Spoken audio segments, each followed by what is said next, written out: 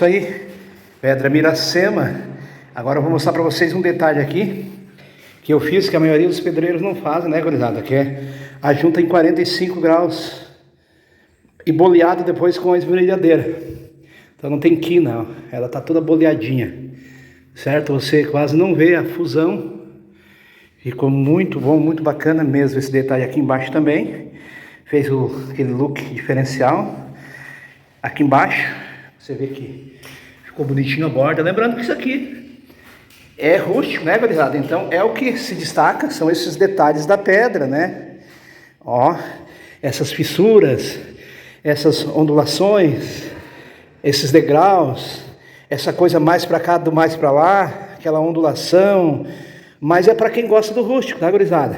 Então eu quero deixar uma dica aqui para você que quer um trabalho desse, uma dica muito importante, tá?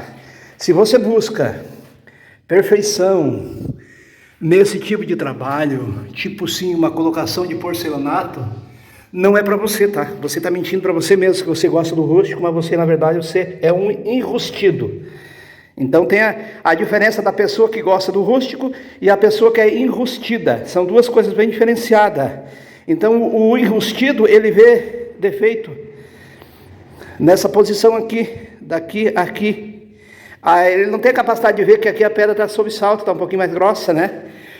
O enrustido, ele vê essa parte aqui mais larga do que lá. Mas ele não vê que aqui é uma pedra mais fina. Então ela não deu aquela saliência para fora, porque a gente pega a pedra aleatória e vai colocando. Aí que tá o bonito do trabalho rústico, ó. Aqui já tá mais barrigudinho que nem eu. Então, quem é enrustido não gosta desse tipo de trabalho, só disfarça. Quem gosta do rústico, prato cheio, gurizada. Top demais. A pessoa que tem a personalidade do rústico, ele tem outra visão de negócio. Ele tem outra visão de designer da obra, que é isso aqui, tá? Eu sou fã do rústico. 54981502429 para todo o Brasil.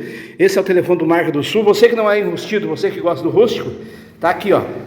É um baita de um trabalho, tá? Ela tem 1 metro praticamente de boca, 50, 60 de profundidade, 50, quase 60. Deu 60 de altura, tá, gurizada, por cada pedra. Mas ficou linda. Vou passar a resina aqui, enaltece a obra.